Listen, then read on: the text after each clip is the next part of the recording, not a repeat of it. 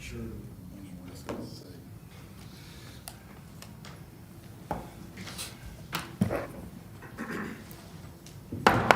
All right, it's 5 o'clock, ready for our study session. Summer, will you please call the roll? Yes, Commissioner Blevins? Here. Commissioner Norwood? Present. Commissioner Siragusa? Here. Commissioner Roberts? Here. Commissioner Stallings? Here. Commissioner Orr? Here. And Mayor Mason. Here. Item number 2, at the Commissioner's request, discuss any item of concern on the regular session agenda. Anybody have anything they want to discuss or throw out? All right. Item 3.1, quarterly VDA update from Mike Cooper. Mr. Cooper, if you would. Mayor, Commissioners, good to see everybody again. Always great to be in Enid. I'll turn my cell phone off. It hadn't worked all day, but make sure it doesn't ring. Anyway, so there's a lot been going on. I'll start with current MILCON projects that we work on. You know, the things that we always work on are things that are important to Vance, and we always coordinate that to make sure the wing commander and the mayor, we all know what's important or not, or what impact we can have or not on things. But it's always about military value, usually some sort of infrastructure thing. We also work to protect airspace, so we do that on a regular basis, and/or quality life. So a couple of things to deal with both I'm going to talk about. One's the current MILCON project that we had. I'd gone out to ask a special request to be submitted in the National Defense Authorization Act. Had Congressman Lucas and Senator Mullen work on that. Couldn't get it in on the House version, on the House side, but Senator Mullen got it in over on the Senate side. So then, as you all know, it then will go to conference. So then the House and the Senate have to make sure they work through all the differences and then come up with a final version and approve it for budget. So we'd worked also with Tom Cole. He's the one of the appropriation leaders in the House. So, you know, if you get it approved, it's got to be funded. So anyway, so we worked on that all the way through late December. Some of you may have heard we had to cancel a Vance Development Authority meeting. The mayor, we talked about it, made sense to stay there and make sure that we ensured that we got that, because it's really important for us, because it was engineering design on the squad ops facility, and you have to do that, or at least have a project to 30% design before you can, before they could submit it either in their 5-year plan or put it in the regular budget to do. So it's very important for us to get it. Not sure the timing of all of that, but anyway, we stayed and we were able to get that. So Vance is going to receive $8.4 million for the engineering design work, and so we'll continue to continue to work with them. Now that process generally, Colonel, isn't that about 12 months or so to get that done? I mean, generally. So anyway, we got that done. The other thing that I worked on while I was there was on the Eisenhower School project. If you understand, it's to replace school zone military installations. Defense Department will fund 80% of that project. City or the public schools have to come up with 20% of that match. I worked with your new superintendent, Dudley Darrow, and then the Office of Local Defense Community Cooperations, who fund all of that for the Defense Department. So we had accrued $540,000, 2 grants from the Military Planning Commission stateside to help us with engineering design for the 20% match that the school could use. We have received both of those grants. Well, we needed that so we could tell OLDCC and the Defense Department that we had the match money to do that before they would approve. And the engineering design for that is roughly $980,000. So it's very significant. Again, take about 9 to 12 months for that. And then once we know the cost of that, again, the school will still have to come up with 6% or 20% of whatever the total cost is. They can leverage the money that we've received already for that match. So we did that. We've got everything working for that project to happen. We also, Senator Langford and Congressman Lucas are also assisting us to try to find the public schools an additional money to pay for that, because they can't just come up with $6 million, say, if that's their dollar amount. So we've teed up that project. I think you'll hear more to come after our visit later in May that the city and the chamber do. So that's something that'll be very good, because that'll mean we'll have a new school and we only had to pay 20% for it. Also, while we were there, the Defense Community Infrastructure Program that we had, I worked with Senator Inhofe to have that language added. It's about 5 years ago now. We received a DSIP grant. That's the money that has helped us do all the improvements out at Woodring Airport. That works in two ways. They're going to fund projects that have first rank priority would be military value things. Second would be quality of life.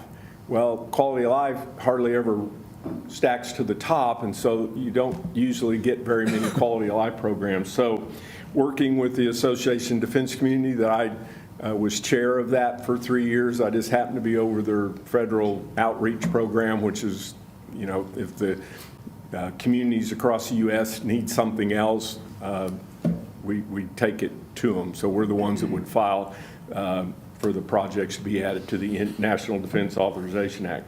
It's going to be a new one with a new acronym, naturally, Defense Community Support Program. So it's going to be $50 million annually to do nothing but support community alive projects that are important to the Vance. Usually, well, not usually, but generally, it's always going to be something that benefits not only the base but also the community. But we'll work with that. I think I visited with Senator Mullen's staff and them this morning, and they're going to, you know, submit it in the NDAA. So it'll take a while. You know, it'll take till the end of the year till we know whether that's going to stay or not. We already have sponsorship in the House to do that. But again, I know we've talked about it before, but creating these type of programs is just another tool that we use to help support the base. DSIP, we've received, you know, a lot of money from that. I think that we would certainly have programs, quality of life, that we would be able to garner some dollars from that as well. So that's kind of the focus in DC and some of the things we've done. The other thing, I was asked by Commissioner Norwood to make contact with the faith-based initiative, housing initiative, I guess. Through HUD. Through HUD, and so it's something so we can have a satellite office in Enid, so you don't have to travel back and forth to Oklahoma City. So I have made contact with the director of HUD for that program, and so on the DC trip, we'll have meetings to discuss that. So I think, you know, I don't know a lot about that program yet, but I'm sure I'm going to find out a lot about it. So that's something that we'll see where that goes. The other thing on quality of life, and one of the suggestions, I know you guys will probably talk about it later, I don't know if you do it tonight, but some additions to the Vance Development Authority. You know, we always look at the Vance Development Authority, and there are people on there that represent entities that could bring specific assistance to, or knowledge to the group, you know, whether it's housing authority, medical, but particularly we've asked a representative from higher ed and one from our public schools, because I'll make sure all of you get a copy of this, but this is a scorecard with red, yellow, green. Green is good, red is bad, yellow not so good. And it looks at our public schools and other things in our community, like license reciprocity, which is something that allows people that come here and, you know, a military spouse that can, say, be a teacher or do whatever other kind of special. They've done it in another state, so they ought to be able to do it here. Generally, what happens is it takes about a year for them to get approval of that. Well, now they may be gone. So we've improved legislation to that in Oklahoma. It doesn't recognize this yet. This is the 2021. The Air Force came up with this scorecard, and but now the entire Defense Department is going to go by this. The new scoring should come out on every community that has a military installation, and what it does, it ranks or scores, you know, things like your graduation rate, absenteeism rate, you know, things that like student to counselor ratios, just overall student ratio to teacher, things like support for mental health and things like that, and basically how it kind of ranks and racks and stacks how your school's doing compared to others, or what they think that it should be, which really are the same things that you and I should expect as parents of kids, because you want the best schools. So we thought that it was important if we're going to make decisions on how to impact this score sheet, because we have areas of concern here, and Colonel Throckmorton has seen this. So what we'll do, once you get those people set on there, these are the experts in the education field, so then we'll try to put together a plan on how we're going to impact that. So that's something else that you'll see coming on. The other thing, I know a lot of you know the ones that are going, the DC trip is May 13 through 16. We'll have some Pentagon visits. It's all based on who's available. You know, last year we met with the vice chief, who is now the chief of staff of the Air Force, General Alvin. So it's always based, and we met with the Assistant Secretary of Installations and Installation Environment and Energy. Those are the people the appointed people that we work with to make things happen, or at least understand how we can impact things that's important to Vance. So that's how that'll go. And then Wednesdays are congressional meetings, and then we'll have a reception with the people that are key to us, so at the Capitol. So with that, that's kind of my report, and I'll answer anything, talk about anything you want to. Mike, last time you were here, we talked about the Eisenhower School. Yes. What's the status on that? Okay, that's what I was talking about, the 80-20 split. Okay. We have the money available, and they're going to be approved for that $980,000 to the engineering design. Again, once they find out the total cost for that, they think that it's their initial look at that. The architect said approximately $30 million. So with that, you know, the school's going to have to come up with about $6 million if it was $30 million. By the time that's done and approved, we'll have another shot of funds, generally around $200,000 from the Oklahoma Strategic Military Planning Commission. The mayor and I and city manager talked, well, how much are we going to assist with that through that program with them? We've told them we can come up with at least $1 million, and that'll come from the state. They're willing to commit to the rest. We also are working, as I said, with Langford and Lucas folks that deal with grants to help them, you know, offset their costs. Okay. Are we still in the planning phase? We're not ready? Still in the planning phase, and it's like the squad ops we talked about. It'd take about 9 to 12 months for that engineering design. But the key thing is, once you get approved for which we are, for the engineering design money, that means it's going to happen unless you back out and don't want to do it. But I know the school knows it's important enough that they can get a new facility for 20% of the cost, because the Defense Department's going to pay for the other. So. I also believe that our school board spoke about a bond issue this past meeting too, so. Yeah. I think the that way that forth. they'll see it, not to totally speak for them because they've always got options, they thought in their bond issue they were pretty tight on that because they can only go to certain levels, but they think that they can handle because they won't have to pay it all up front, but they can pay it off, at a certain period of time. So they think they're comfortable that they would have the dollars annually to pay for whatever it is that we don't help them with, so. Well, so I'd just like to say personally, Mike, I want to thank you for what you do for the city of Enid, Vance Air Force Base. I've known you for about 7 years now. My father's known you a lot longer. Without your relationship with the individuals that you know on a federal level, we wouldn't be where we are today. And I also want to thank you for making contact with the Assistant Secretary for HUD. So when we go to DC, we can move forward, and without your expertise and your relationship and your help, also with the mayor and the city manager, this wouldn't be done. So I really appreciate everything you're doing for us. I appreciate you Thank you, saying sir. that. And again, being a former mayor here, as I always tell the mayor jokingly, I said, hey, we're all sewer and trash guys. We've got to hang together. So we're all doing our part. So I appreciate you saying that, Darryl. I mean it. Hey, and Mike, I can't let Commissioner Norwood outdo me. Really, thank you so much. Today you did an amazing job. That is a program, the VDA, that's been around for 30 years and saved our base back in 1994 because of you and several other founding fathers that we had here. In the meantime, you've brought about $400 million into our community. So thank you. I don't want you to ever wonder whether or not we appreciate that and how valuable we think you are.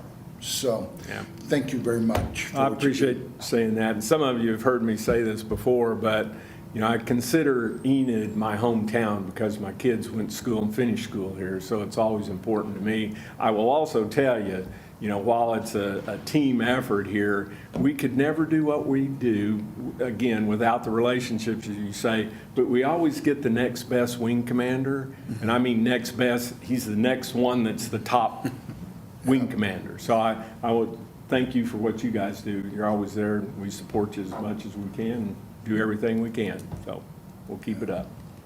Okay. Mayor, if I could, please, sir. Yes, sir. Obviously, we appreciate the support and we appreciate having advocacy. I just would like to point out that on the Eisenhower School, it is in the fence of Vance, right? And everyone assumes that it's going to be for our kids, but right now it's a 65-35 split. Yes, sir. With the local population going to be attending the 65%.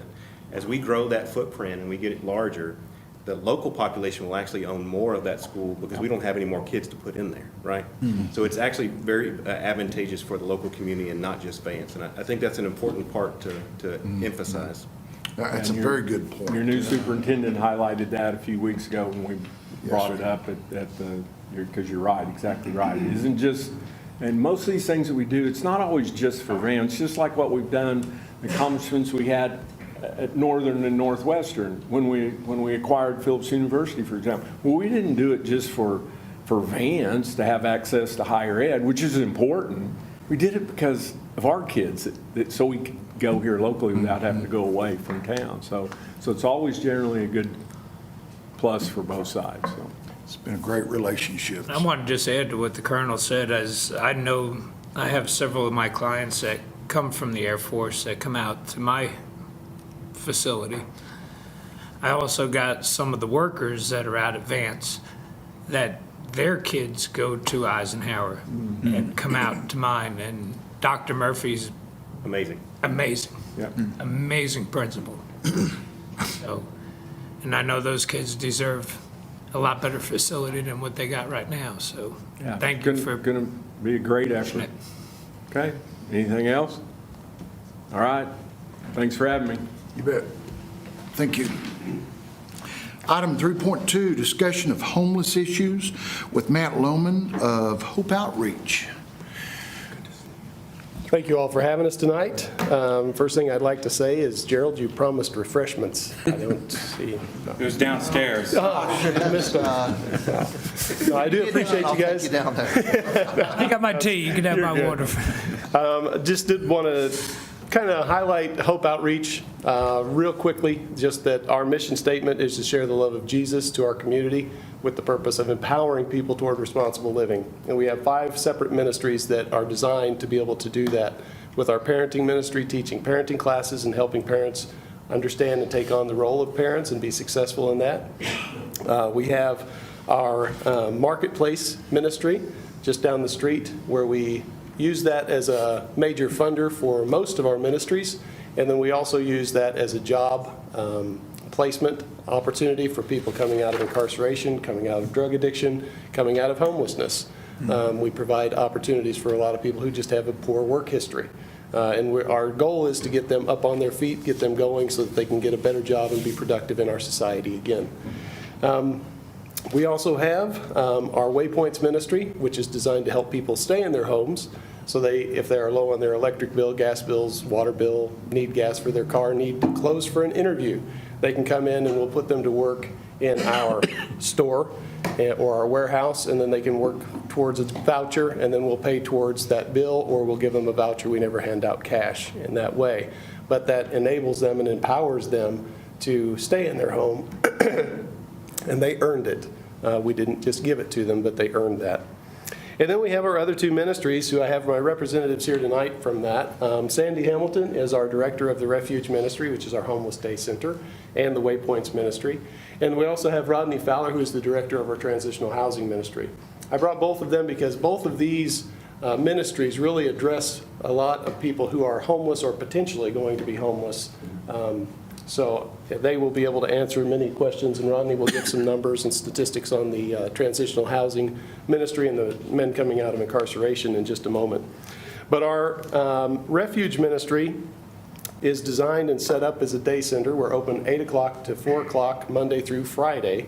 And anyone can come into that. You don't have to have no home. You can be homed, but a lot of people don't have electricity or running water in their home. So we have a shower facility for both men and women. We have a washer and dryer so they can wash and dry what they have on. If they need to wash a little bit more, again, through the Waypoints Ministry, they can just do a little bit of work and get some a voucher for Suds Your Duds.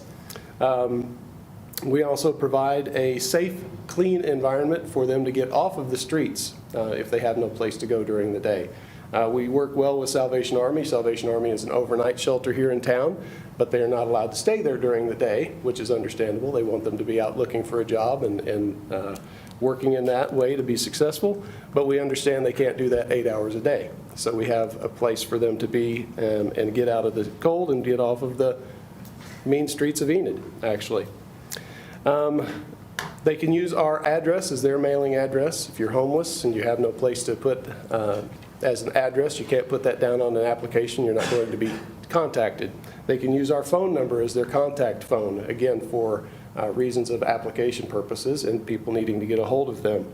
So if you put those things together, they can get cleaned up, they can get their clothes cleaned up, and they can get contacted. Those are all elements that you need in order to be able to have a job. So that's what our intention is through our homeless ministry, is to be able to help people get up on their feet and get going again. I will touch on just shortly that our homeless ministry in my almost 14 years, April 5th, I've been with Hope Outreach for 14 years, have witnessed and seen a lot of different homeless and homeless population. And I would say a large majority are probably mentally ill. They suffer from mental illness and they have a very difficult time getting a job and maintaining a job. Difficult part of working with the mentally ill is you can only help them as much as they will allow you to help them. And they don't even know their own diagnosis a lot of times. Some of them would be just fine on medication, but oftentimes once they're taking their medication for a little while, then they get off of it and then they just shoot off again. Another large portion of the population of the homeless that we see are heavily addicted. People who are dealing with addiction that they are not ready to get away from or just can't get away from right now, and they need treatment, but they need to submit to that treatment. They need to get to the point that they realize they need that. So we see a lot of that in our population.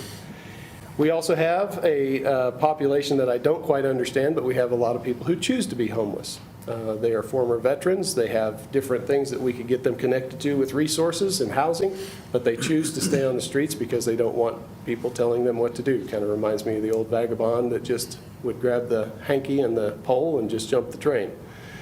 And then we have the population that we can help, which are people who are situationally homeless. We have people who are homeless because they lost a loved one who was providing the home for them. They lost a job, possibly. Could be an illness. There are multiple things. Oftentimes we see the promise of employment and staying with a cousin. So if somebody moves all the way from Washington State here to Enid, Oklahoma, and they're going to get a job here and they're going to be successful and everything's going to be great, and then they get in a fight and the cousin kicks them out, and then we automatically have a homeless person. We have people who have to be brought to the county of offense out of the corrections facilities. They're brought here, provided a ride here with $50 in their pocket. The minimum fine in order to get their payments going is $50. As I said, they're provided a ride here, and that's it. So we have somebody who's brought here, county of offense, they're dropped off at the courthouse to set up their fine payments and then left. So we automatically have somebody who's homeless. So there are all kinds of different situations and reasons why people become homeless, but those who don't want to be homeless and have motivation not to be homeless, there are a lot of resources in this town, Hope Outreach being one of them, Salvation Army another, to be able to get them up on their feet and get them going again. Sharing some numbers from our refuge ministry last year, we had 8,901 visitors. That's 35 people a day as it breaks down to the number of days that we were open. Those are not unique visits, of course. Those are many a time repeat people. We provided 5,743 showers. We had 3,027 loads of laundry provided.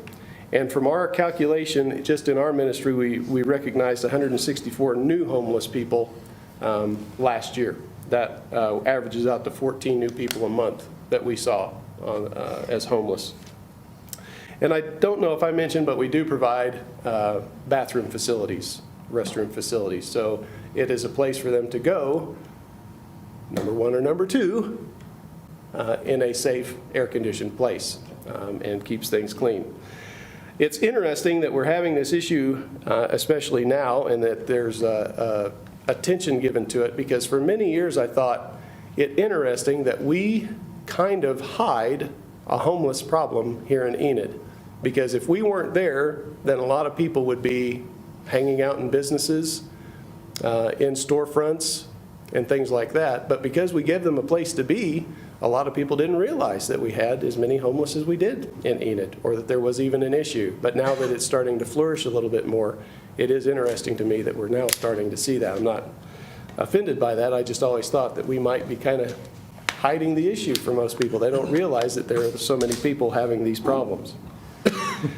I will discuss just shortly that we do have our Hope Transitions Ministry as well. We have 2 properties, and we can facilitate 18 clients in those properties. We will probably be full by the end of April with the number of beds that we can provide. And what we are seeing, I mentioned before, the incarcerated, folks coming out of incarceration, they have to have a place to go. And a lot of them, what we see from the incarcerated is they come out, and many of them want to change their way of life. They want to do the right thing. And as we like to see and say, they want to live for the Lord. We say they had their Jonah moment where they've realized that their way is not the best way, and it's time to go to Nineveh instead of Tarsus.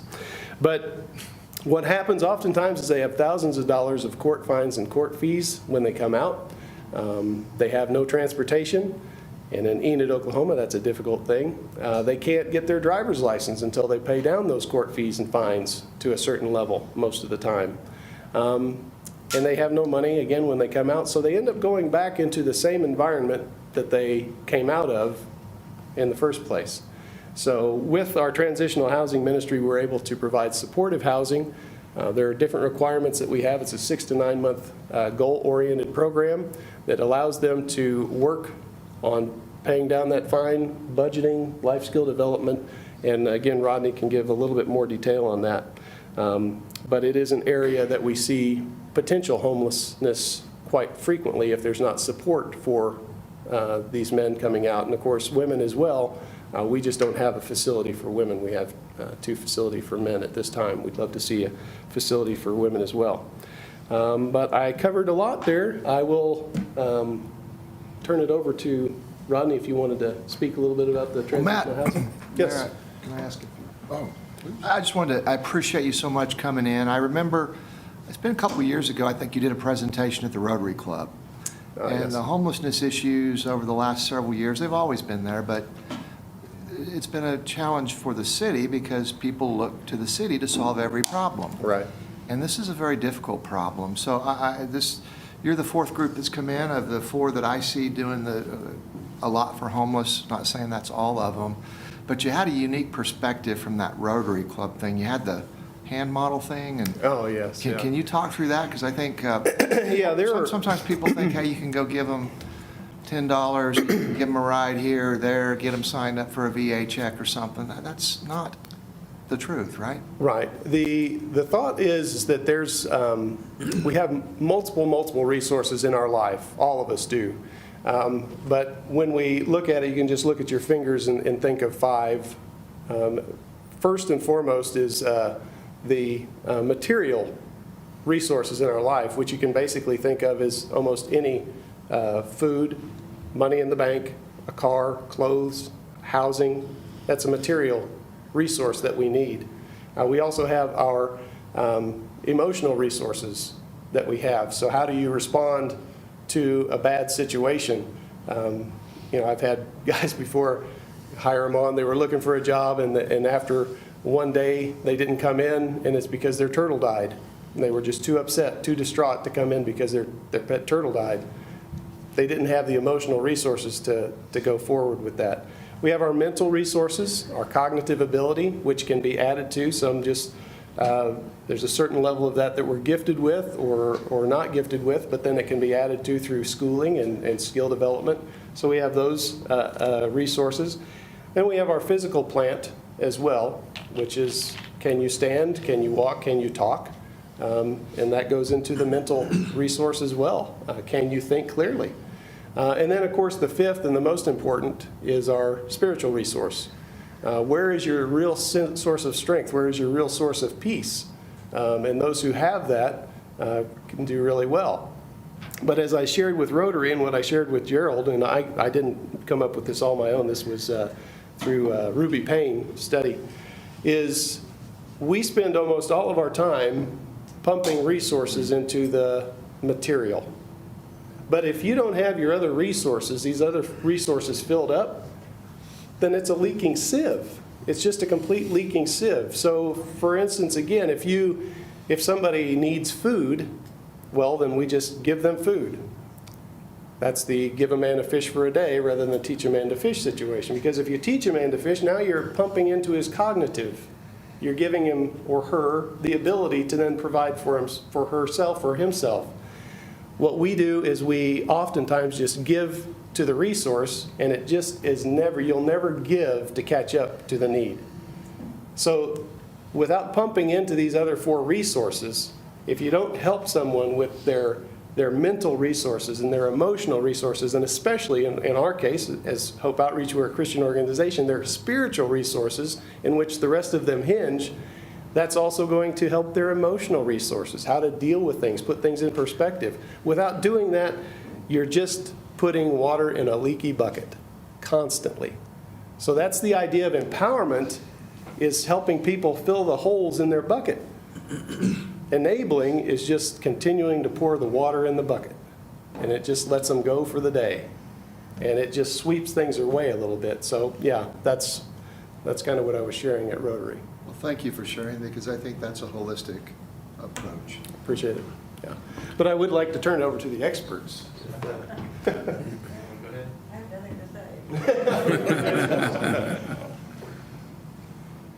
I do have a couple slides just to go along with this. Gosh, Matt kind of covered all of it, you know. But our Hope Transitions Ministry, which I want to thank the council here, because without the city of Enid and the support through the CDBG, we wouldn't have the ability to provide the resources that we do with our new home. Really looking forward to that. As Matt had mentioned, over the next couple of weeks here, actually, we will be filling that new home. And so I'm really looking forward to being able to extend our ability to serve members in our community. The Hope Transitions Ministry, primarily we focus on justice-involved homelessness. Matt had mentioned a little bit about characteristics of the homeless. Some common characteristics are mental health, drug addiction, and justice involved. And of that justice involved, if I can learn how to do this here.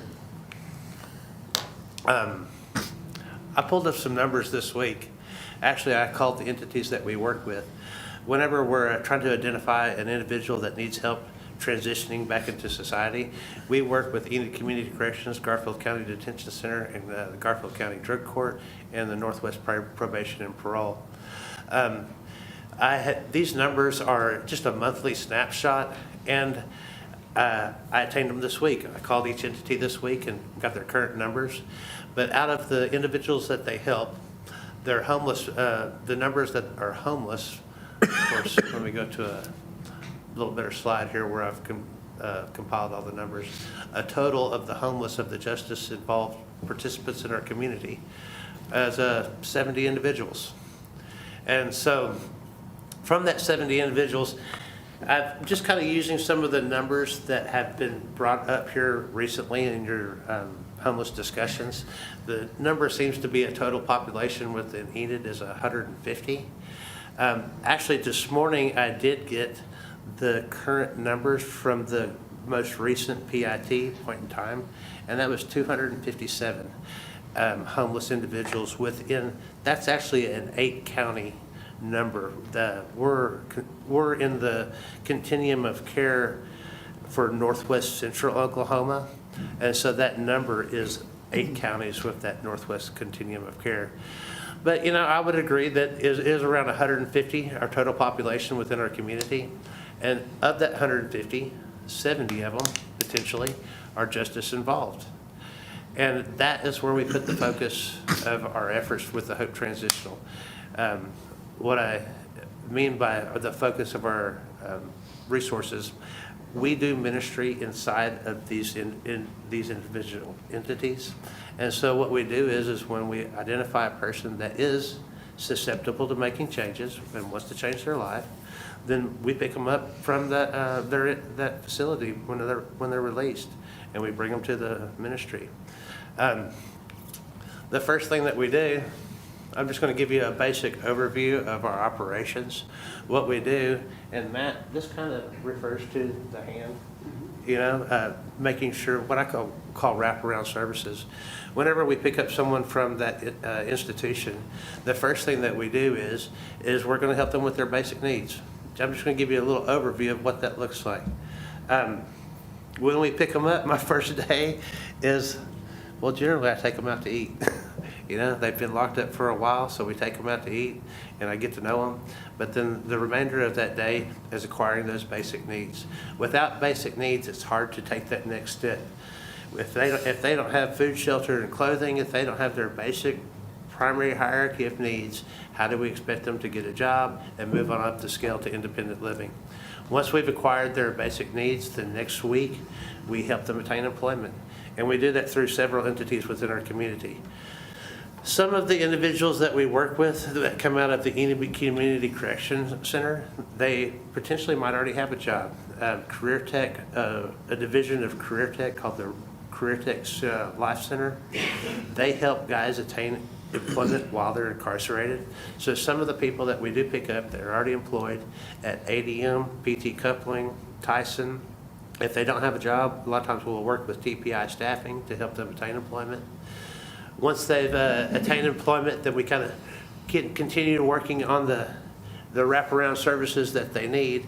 Of course, Matt had pointed out spiritual development. I believe that's an essential key to their development. And specifically to identify, a lot of these individuals, they've had traumatic experiences in their life, so they're living life to attain value. But when we start to teach them about the gospel and the unconditional love of Jesus Christ, then they realize that they have value. So now they're not living to attain value, they're living from value. They have value. And so we want to definitely get them involved in a spiritual development, which really is participation at local churches. And that is a primary requirement for our ministry, that they're involved in a local church of their choosing. Then moving on up the scale here, life skill development, and that's really where I think we put a lot of our focus at the ministry. We do a life skill development class each week, and that life skill development class consists of identifying goals, identifying pathways to accomplish those goals, overcoming barriers, learning how to budget.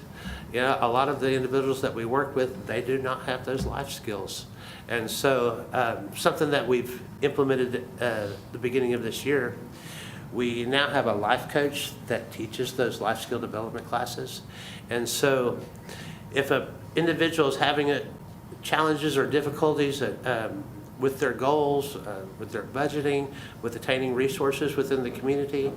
For instance, this past week, I've got a couple guys that are working with the Oklahoma Department of Rehabilitation to where they can get some tools for their job. And so that life coach will meet with them one-on-one and help them with any barriers or challenges that they're having. And I mean, that's been an amazing thing that we started this year. And all the guys are really feeding into it. I really appreciate our life coaches that we have. That's been an amazing addition to our ministry. The support groups, we've got a couple things. The primary requirements of the ministry is that they're actively full-time employed, that they are participating at a church if they're choosing, and that they're actively involved in recovery groups, 12-step recovery groups. So just in identifying that part of our ministry, I would call that a paraprofessional counseling, getting them involved in a support group. What we're really trying to do is to help them identify a network of peers. This is transitional housing. So at some point, they're going to be leaving the house, and we want them to have developed a network of peers with their church and a support group to where they can be successful in the community. Something that we have added to that this year, as Matt has mentioned, and also I have mentioned that with mental health being a primary barrier with these individuals.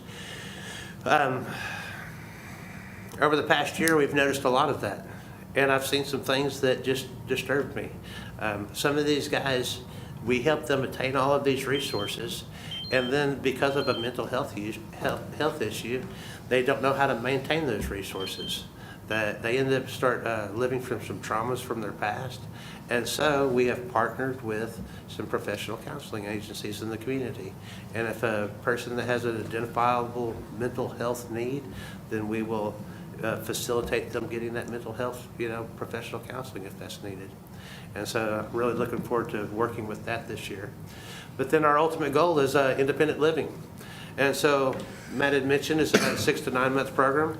So after they have attained the resources and financial resources that they need to take that next step into independent living, we mentor them into that living, into attaining a permanent residence. And we're a small entity, but we're moving the needle. Over the years of our operation, we opened up in 2015. We've had 122 participants, helped 35 individuals get driver's license, helped with employment assistance, 56 people. That's our life skill development group hours. We've had 68 successful transitions over the years. But like I say, with the help of the city of Enid and the CDBG grant, this year we're looking for that number, our occupancy numbers to double. And it's an exciting time for the ministry. We're really looking forward to seeing some people move into that independent living. And that's what keeps us going, is seeing that one guy make it into independent living. I just some pictures of these are some guys that have been through our ministry. On my bottom right-hand corner, that's a guy standing in front of his new home that he's purchased. Up here in the top right-hand corner, that's a guy that reconnected with his daughter after 16 years. That's an amazing story. Elvis, there in the middle, that's him reconnecting with his family after being incarcerated for 8 years. Over here in the corner, that's a guy named Michael Rogers here in the community. He works at ADM, connecting with his family. Jesus up in the top corner. He had been incarcerated for, I believe, 5 years, but he's here in our community. He's brought his family into the community. His children are doing better in school. While he was incarcerated, his family had kind of fell apart, but he stepped up and, he's made a lot of changes in his life. And that's what it's all about right there, is seeing lives restored, seeing families brought back together. And I really appreciate the opportunity to be involved in that and be involved in Hope Outreach. Matt and I have a problem. We choke up a lot. Seeing lives changed, that's why we do what we do. And so I appreciate the city's help and our ability to do that and the support that you give us. If you guys have any questions, we'd be happy to answer them as best we can. And one thing I just will echo what I said earlier and kind of what Rodney was pointing out is these are guys who want to change. We can help those people who want to change. If you don't want to change, there's not a lot we can do for you. As many of you can see, I need to lose weight. But until I decide I need to lose weight, there's very little you're going to be able to do for me to help me lose weight, because I'll continue to eat when you're not around, or I might eat healthy in front of you for a while just to get whatever you're offering me. But when I want to eat, I'm going to eat. So it's important to understand, you have to realize you need the help and you want the help for it to be had. And that's the idea of empowerment. So I will mention something on, just to kind of echo that. I mean, it solely depends on someone's choices. I'm going to share a little story that I didn't know that I was going to share. 15 years ago, I was one of those guys in Garfield County Jail, January 20th, 2009.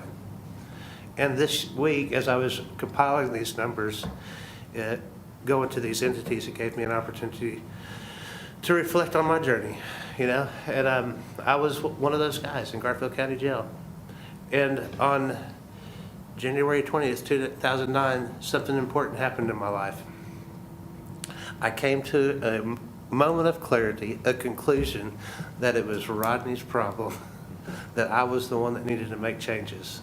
You know, whenever a lot of the guys that I interview and that I assess to come into our program, a lot of times they're pointing at other people as the problem. Until a person can accept responsibility for their actions and become accountable to their actions and realize that they're the one that needs to change, things won't change. They will continue suffering consequences of their actions. In 2009 is when I had that moment of clarity to where I realized I was the one that needed to change. And from there, another entity that we collaborate with, I went into the drug court program.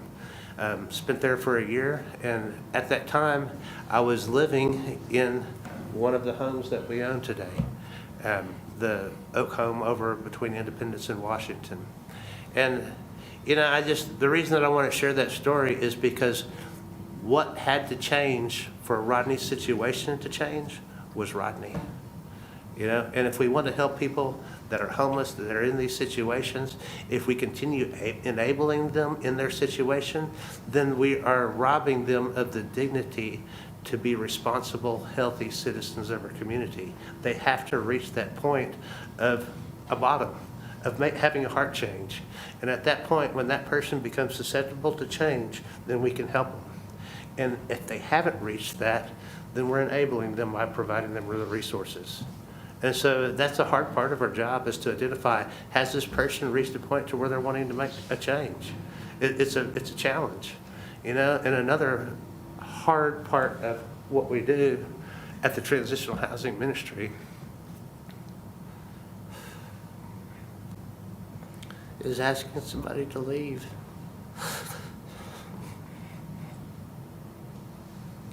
But if they're not willing to make the choices that they need in order to be successful members of our community, I can't condone that behavior. And the reason that we exist is to help people change, to help them experience the purpose that God has intended for them.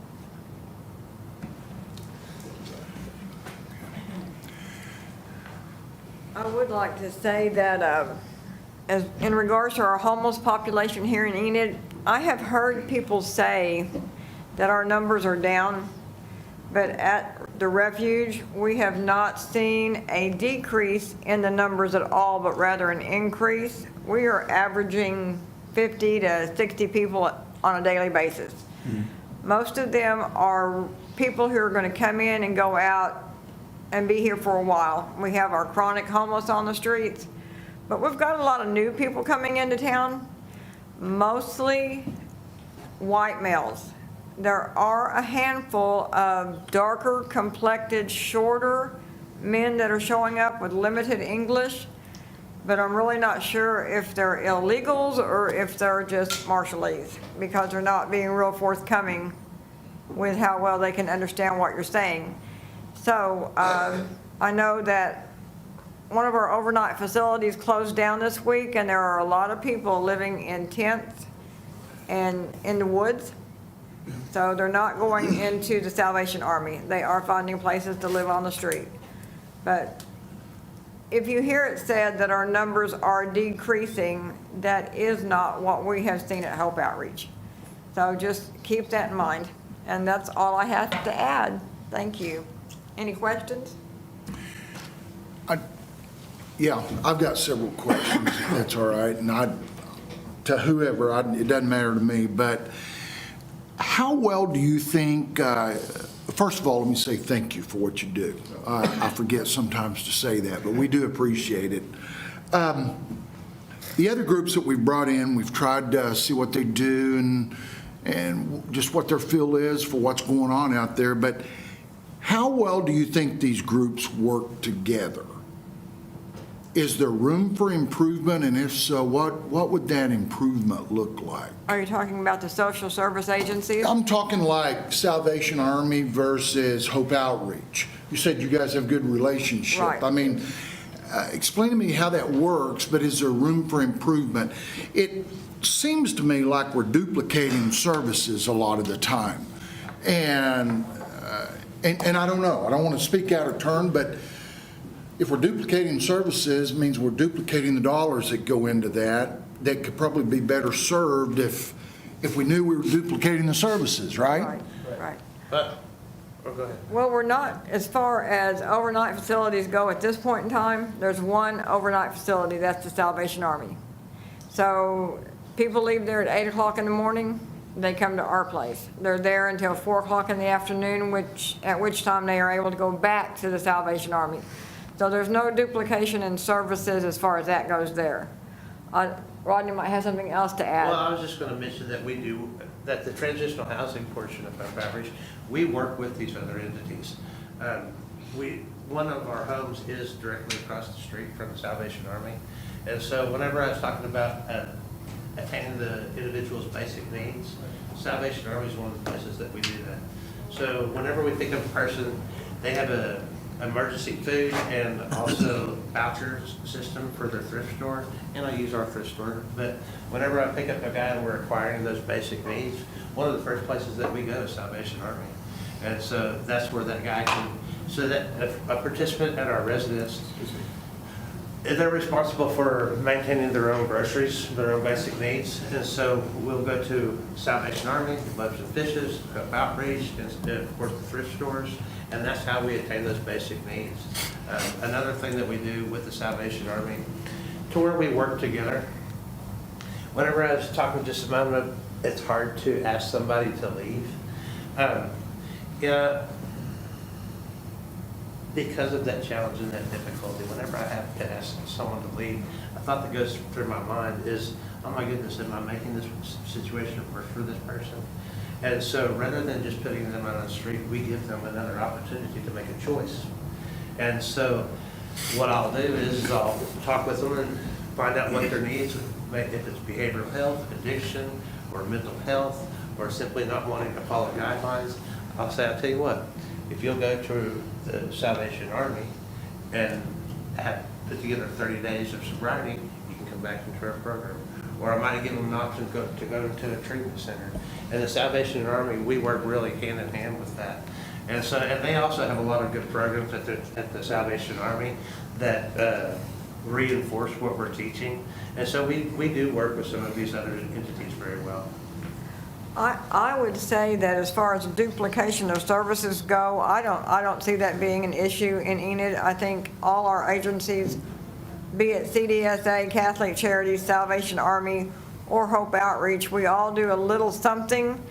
Some of our services might be similar, like a utility assistance, but we put our resources together to help an individual meet that need. And I honestly think we do very well working together, even as separate organizations. Okay. And we do, just to add, we do collaborate together, Yeah. especially with the Salvation Army and also with Hope Outreach, Forgotten Ministries. As a matter of fact, I received a call from them last night. They are shutting down their facility as of last night, but they are continuing their Oasis program. And so I'll call the director there, or also I'll call the facilitator over at Salvation Army, and we collaborate, on a particular person. Do you know this person? Can you give me some history? And so we collaborate together to try to, make sure that we're not duplicating services and actually helping that person. Yeah, and I think it's a good question, Mayor. I do think where it appears there's duplication sometimes is, I tried to emphasize the purpose and the why we do what we do. So a lot of times people are doing similar things, or they're helping resources. They're giving resources to a population that's similar to what we're doing. They have a different why. I think, I've told this example multiple times, I learned it a long time ago, but a man walks by and he sees a butterfly struggling to get out of a cocoon. And he sees this cocoon and he sees the little head of the butterfly just trying to get out. And it's just working its way, and he feels sympathy for it. He thinks I can get that butterfly out of the cocoon. So he gets some scissors and he cuts open the cocoon. And he finds up this shriveled up winged little butterfly that dies just minutes later. So the man does a little bit of research afterwards, and he finds out that it's through the struggle of getting out of the cocoon that actually pumps the blood into the wings of the butterfly that cause it to be able to get up and fly and be a successful butterfly life. So the idea of that is there's nothing wrong with the man's heart and motive. He wanted to help. But in the way he was trying to help, he wound up hurting and killing the butterfly, really. And unfortunately, I think we cut a lot of people out of their cocoons thinking we're helping. And what my dad used to say is we do God a service without doing his will. And that's what happens quite often. So, but we do, on our side especially, and we have many organizations here in Enid that work very well together. There are a few offshoots that don't, but for the most part, everybody's willing to help because they do have a good heart. It's just that they have a different way of getting there sometimes. Okay. Matt, you mentioned 164 new homeless. Yes. And then I heard Rodney say 150. Well, I was just giving an average of what has been discussed. Right, and that was our count. And that was just through our center, through the refuge. So there could have been more homeless. Okay. But from our count, new faces that we saw last year, we had 164 that we were able to count. So do you think then it's probably closer to 300 or more?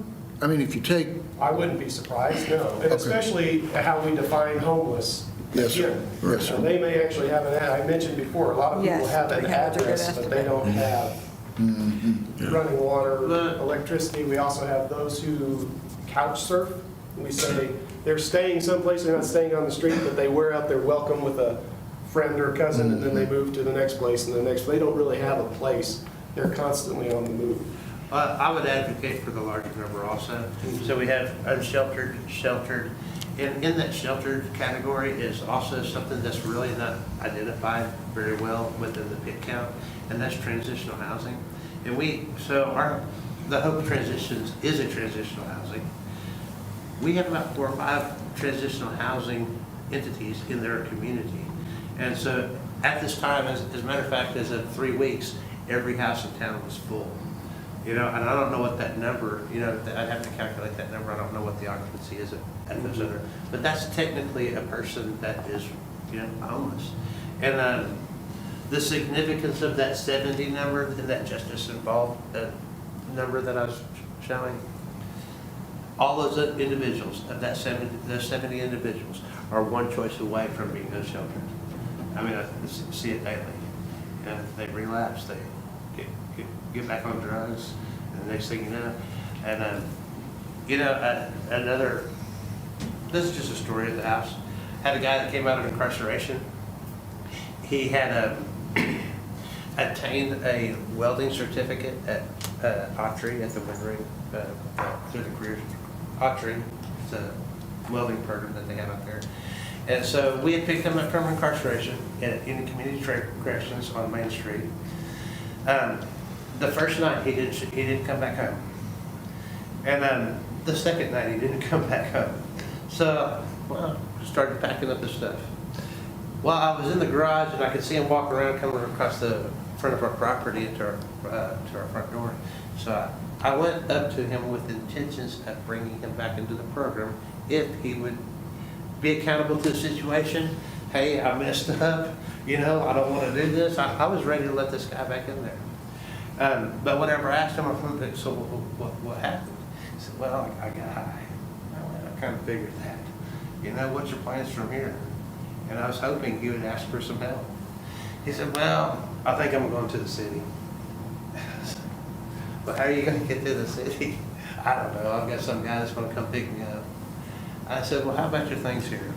And the things that he had was a welding certificate, FR clothing, a hood, steel-toed boots, and we could have got him a job. I mean, he had everything that he needed. And so, I'm just kind of frustrated about the situation. I'm like, are you serious? That's your choice? And so you point it over at our dumpster, and he says, is that y'all's dumpster over there? I'm like, well, yeah. He pulled that box over to the dumpster, grabbed a couple clean shirts, threw it over his back, and threw that whole box in the dumpster. That is an example of someone making a choice. That guy didn't have to do that. You know, and it breaks my heart because I saw that guy walking the street for the next 3 months. Hi. What am I supposed to do for that guy? He made a choice. Yeah. And I mean, that's the tough things that we see is people making choices that are detrimental to their lives. The way that I reflect on it for myself is the reason I was sitting in that jail cell is because Rodney was making choices that were not for his well-being. And I got to a point to where I was suffering those consequences. And through suffering those consequences, I had a heart change. You know, that's what it took for Rodney to decide to convince himself that I was the one that needed to change. And so, you know, understanding that helps me to implement the policies that we implement at the house. Whenever a person's not making the choices that are, you know, conducive to their well-being and for the healthiness of the home, we've got to take a stance. I have a couple of questions. This is overwhelming. How many entities have we had? 4? This is a 4th. This is the 4th. And listening to the story and trying to figure out how it all interconnects. It sounds like it doesn't interconnect very well. You guys are all kind of standalone and have different missions. And is that fair? Or are you interconnected? No, we stand alone. We're all separate 501c3s. Well, I don't mean as a corporation. I mean as how you function with this group of people. As we function, we do work well with most of them. We try to call and talk with them, and they'll use us as a resource when they can. So we try to help one another as much as we can. Well, But they do want to spend their money on their people.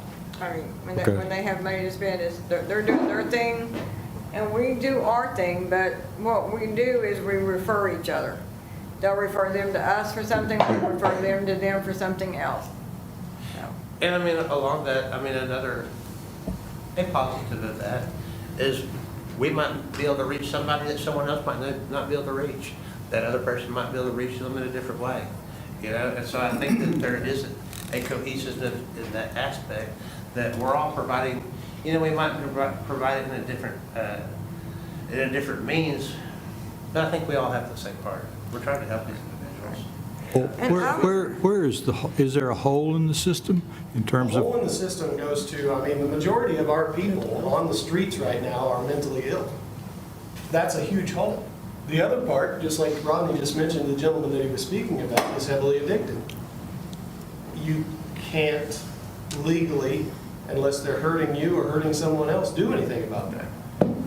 That's a big hole, and that's not just Enid. That's not unique to Enid. Right. If you go to any city, that's the homeless population. Yeah.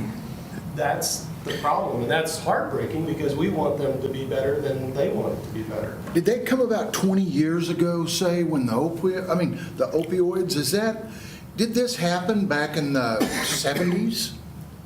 And was it still going on then? Okay. Bad example, sorry. Things have gotten worse as far as that aspect. A lot of the drugs that these individuals are using causes manic episodes, psychosis, this fentanyl-laced methamphetamine is killing people. And David, I would say probably to address your discussion, I mean, I think it's been here all the time, even all the way back to biblical days. There was some kind of drug or wine or whatever. But I think you have, through America's aging, the breakdown of family, so you don't have the support system that you used to have through family. And I think that's also evident as well. Yeah, and I said opioids, but even at that, you know, the mental illness, is it because we identify it now and we didn't before? When I did student teaching at Putnam City North, they had just opened up their counseling program that if you would come in as a student and say, hey, I've got this drug issue, I don't want to be kicked out of school, but all of a sudden, Putnam City North was the school that had all these kids. Well, they were there before, right? But then they just identified them, and so were they already mentally ill, or has something happened that all of a sudden we have all these mentally ill people? Lots of times when you take someone who has borderline mental health issues that wouldn't otherwise go undiagnosed because they're just a little unique or different, and you add substances to that person, then that pushes them over the edge. And so all of a sudden you're dealing with mental health issues that may have always been there but just under the surface, and the drugs make it worse. It brings it to the forefront. And drugs are much more affordable now than they ever have been before. Meth, and I'm not an expert on drugs, but I know that we see a lot of that. We went through a short period of time where people were coming in with on the fentanyl and doing the fentanyl drop or whatever it is where they sit. We're not seeing a whole lot of that. Mostly what we see is marijuana and meth. And and marijuana's legal now, go figure. A lot of glaucoma problems. Commissioner Stallings, I didn't mean to cut you off. That's okay. That you did a good job. I will say again, it's very overwhelming to listen to the four entities that we've listened to describe the problems that we have in Enid, because most of us up here live in a cloud that doesn't deal with what you guys are talking about. We maybe see it once in a while, but we don't live it like you guys do. And sounds like there's no easy solution to it. And you just said the big one there that you described. And I would be powerless to try to help that. I don't have a clue. Thank you for what you do. Well, thank you. Matt, we've watched you and listened to you in Rotary in different places and know how much you've given of yourself in the last few years on this issue. So, and it sounds like these two are right beside you. So, Commissioner Roberts. I did have one question for as far as the transient homeless that have started to come through more. Are you asking them what has brought them to Enid? What has drawn them to Enid? Is there like a majority that are because there are so many resources here, or is it like family related? Do you have any of that kind of? Address that one? What's that? It's the reason why we're seeing the more homeless, the transient people. Oh, giving their yes, reasons. I honestly believe that the bigger cities with the higher, the larger shelters, I believe that they're being, catering more now to the illegals, and people are being moved out of the cities because they can't get to the resources they once had access to, so they're coming to the smaller towns where they can get access to resources that they're being deprived of in bigger cities. So, because they're coming from everywhere. And like I said, and it's mostly men. We don't see a lot of families. We do see some women. We see a lot of men, and like I said, a lot of people with mental health issues, and some of which after a point in time, we're not even able to help. We'll have to tell them they can't come anymore because we're not qualified to deal. Honestly, it could be dangerous, but I do believe that they're being pushed out, and they're going to where they can get access to services that's going to in other directions right now with our current political government, so. Age demographics, these are most of them 18, 35, 35, 50, above 50 of your homeless. I mean, what, I think I've asked this just about everybody. I would say probably early 40s. Okay. I mean, they're not old and they're not young. 30s, 40s, yeah. Which is a certain part of it as well. You see, because we know this from hiring a lot at Hope Marketplace, is after a while, they can only get so many shots. They're going to have so many bad references. Yeah. So after a while, they've worked it for a while, and once they get to a certain age, You gotta move on. and they're much deeper in their addiction quite often. Well, they can't pass a UA to get a job. Okay. I would say they're all people who are perfectly capable of working if they wanted to. For the most part, honestly, if they would choose, like Rodney says, choose to do something else other than the choices that they're making. Any other Questions, comments? Thank y'all again for what you do. It just seems very challenging to me and overwhelming, like you were saying, Rob, that, I don't know where this thing ends up. And we've just been trying to listen and learn. Like Rob said, we very much live in a bubble. We want to be a part. We want to have a good community, but we're just trying to figure out where to even start on it. And I know through the transitional housing and CBDG that we've had some, it just seems like the other day we cut the ribbon on that and you're telling me it's full now. So I guess it's good. I don't know. I wish we didn't have to have it, but we do, and that's a good thing. So thank y'all very much for what you do. Just one more question, Mayor. What do you guys think the city's role is? What do you think the city could do? If you had a wish for the city, what would it be to do? I'm a pretty conservative guy. I like that. So I As long as you don't get government's extreme role on is me. very limited. It's to the citizens to basically take care of themselves and take care of the problems in the city to just free up so that the citizens can do that. So we need people who have hearts for people who are in these situations who can open that up. The city can't open up a drug counseling thing. They can't open up a mental health facility. If you provided shelter, providing shelter for homelessness is like saying giving everybody $1 million is going to end poverty. It won't, because in a month, the people who are in poverty will be back in poverty, and the people who have the money will have more money. So shelter isn't it. So the little I can say is I don't think that the city can do a whole lot about it. I'm going to echo that. I've been thinking about coming here at the study for the past few days. And something that's been going through my mind is don't ask what your city can do for you, ask what you can do for your city. Thank you, Rodney. I like that. Well, what I mean by that. Rodney for president. Well, the only reason that's been going through my mind is because I don't believe it's the municipal government's job to provide resources for the homeless. I think it's the community's job to take care of their neighbor. I think that it's our responsibility. It's my responsibility. It's my responsibility to work with these individuals and help them make the changes that they need to make. Yeah, and I think that if the city steps in to provide resources for the homeless, then we're stepping into a situation that we're doing things with unintended consequences. Yeah. The city's job is to basically, again, we have constables who are provided by the city, and that's to enforce the law. And if anyone's breaking the law, whether homed or unhomed, they should face the consequences of that.